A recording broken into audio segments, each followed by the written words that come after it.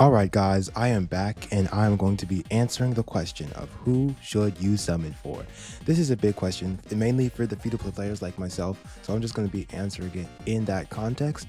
I'm going to be including basically just all the characters that are going to be coming, like reruns and the main characters, and I'm going to be including a character that's coming after this entire event, so I want you to stay tuned for that as well, but we will be hopping straight into this.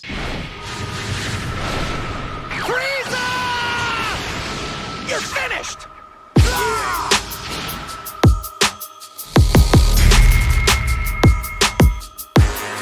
Alright guys, the first person we are going to be covering here is Gojo.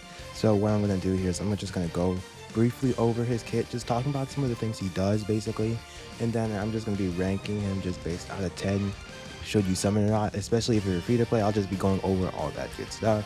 So as you know, his skill 1 is just a pretty basic one, honestly. You're not going to be using it that much. It does lower the selected enemy's damage by just a small amount, not that much, but it's still decent enough, you know. His skill 2 is the thing that you're going to be wanting to use the most. It does the most damage. Of course, you know Gojos, they don't take cursed energy to use their skills, but his skill 2 does the most damage here, and it increases his core of cursed energy count by 1.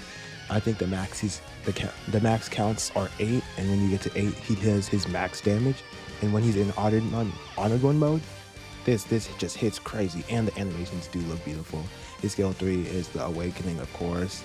He gets his ultimate gauge charge rate really fast and stuff like that, because his honored one state does take ultimate gauge. So you're going to want to get that ultimate gauge charged up really quickly so that you can use it and then recharge it up while in the honored one state so that you can hit really hard. It also does it also like redos his like limited, I forgot what it's called, bro, but it also renews his skill so that he was not able to take any more damage basically for like a couple turns and stuff like that. It lasts 8 turns too, so that is pretty good. And his hollow purple hits like really hard. It's basically just like a nuke. Honored One Gojo, Crack Joe, whatever you want to call him, he is a nuking character here. Like, you want to build him up with your buffs and all that good stuff, and then on the turn that you want to nuke, use that ult. It does take a little while to get to it, but he's still pretty good. One thing about this Gojo is that he can stay on the field for as long as he wants. Like, he's not gonna leave, and that is huge, because if you know, every single Gojo, red Gojo, blue Gojo, old hollow purple Gojo, they all leave after 79 turns. But unlike those guys, he doesn't leave, so you're basically just rocking with him the entire fight, which is really good.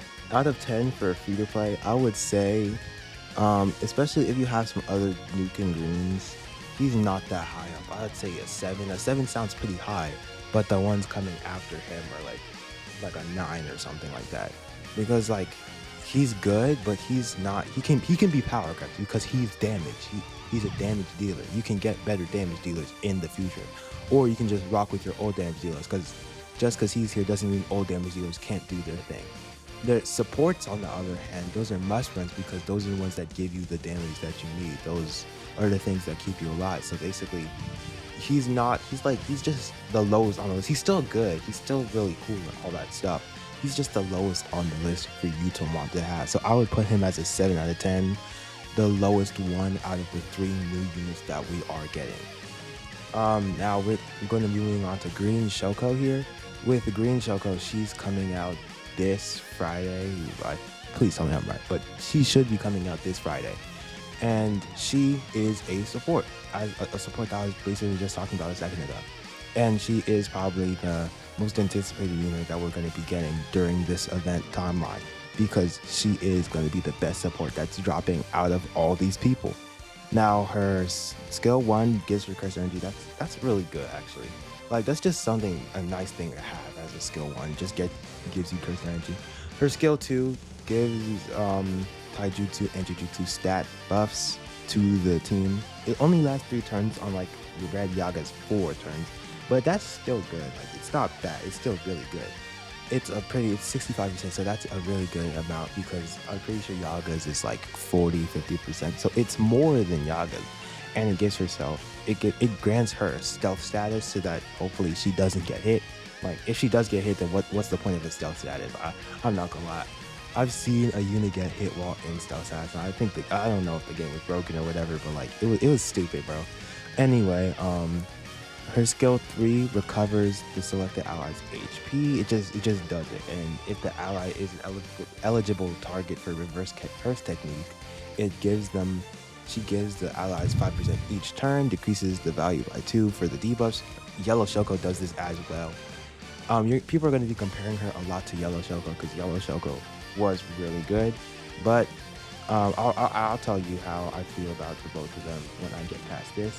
Her ultimate increases all her green allies by Taijutsu and Jujutsu stats by another 65%, which is really nice. It recovers all her allies' HP and it gives health to your allies as well and does continuous damage. Does that all basic stuff. It doesn't do damage or anything like that because it's a healing / buffing ultimate.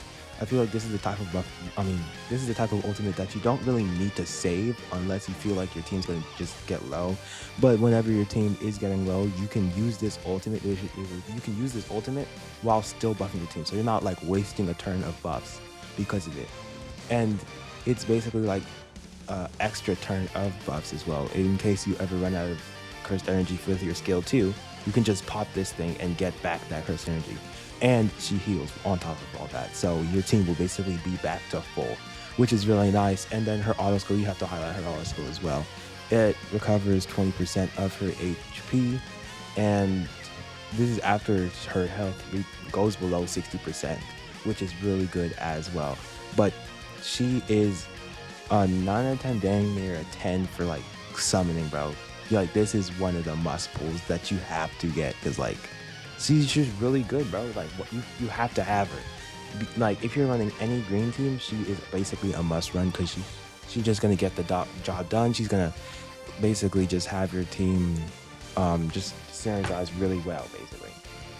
But the last unit that we're going to be getting, this is the one that me personally I want the most because I am a Nanami fan. I'm not that much of a Nanami fan, but he's like top 5 characters in JJK that I personally like the most. But we're going to be getting Nanami, and he is also a buffer, and he's like I know how people are going to start going and say that he is the best buffer, but in my personal opinion, bro, he's just the best buffer. Because he does damage and gives stats. Like that's just so huge for me, bro. Like damage and stats is just crazy, bro. So I'm just gonna go over his kit again real quick. He does do the basic skill 1. He increases his own crit rate by 45%. This is important for later. If you can't tell already, he is a crit type unit. Basically, he relies on crits. I'll get to that in a second. His skill 2 deals some more good damage, and it also increases his allies' damage by 50% for 4 turns, which is really good. And that 50%, that's a really good buff right there. And the reason why I like him is because he can do damage, like he can do very good DPS damage.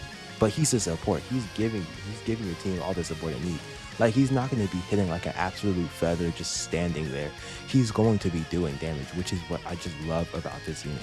And then his skill 3 is actually usable because, with Yaga, Red Yaga, and the old SR Red Nanami, you're never in your life using that skill 3, bro. But with his skill 3, he increases his own damage for 1 turn, deals combined damage of, I'm not reading all that, and increases his break damage received, and he also increases his allies' damage dealt by 90%. That's huge. It costs 30 curse energy. He does take a lot of curse energy, but like, dude, that's like huge, bro. Actually insane. If you can pop that skill 3, then you're trying to pop that skill 3 because that skill 3 is just wonderful, bro.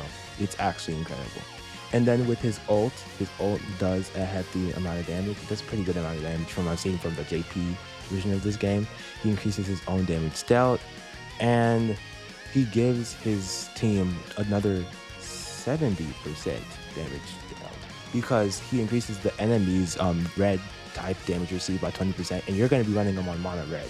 So he's basically giving the team an extra 20% damage there. And then he also increases the team's damage by 50%. Another ult where you can just basically just cycle that in for the damage, and also you don't have to worry about losing buffs for that turn, because the ult gives him gives the team damage.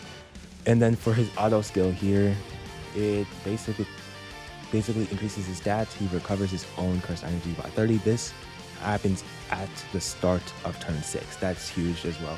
So basically when you hit turn 6, you're still going to be able to get dust, because that 30 cursed energy is honestly the only thing that's like really good here. But that 30 cursed energy is huge for him because he takes a lot of cursed energy. And when he hits a crit, this is huge, guys. This is why I said he's built mainly crit. You want to make him hit his crits, bro. When he hits his crit, he increases his own taijutsu and jujutsu stat by 5%. It's not the biggest deal. He increases his own critical rate by 30%, which is really good. This is for 4 turns, but he recovers his energy by 5. And you can just get so much cursed energy off of that alone. Like, you hit those crits, you will be consistently making your own cursed energy, which will allow you to continue using the skill 2s, the skill 3s. And if you pair that with a memory that, say, buffs your critical hit, or not even just buffs your critical hit, just buffs your cursed energy, he will just do really well. He'll perform really well. You could pair him with a Yuki if you want to, like, just to get that cursed energy. But with all that out of the way, I would rate him as a 9. So you do want Shoko the most, honestly. Shoko is the person that you should be looking to get, but me personally, I'm looking to get Nanami. But with these units, basically, they're just going to be cracked. They're going to be broken.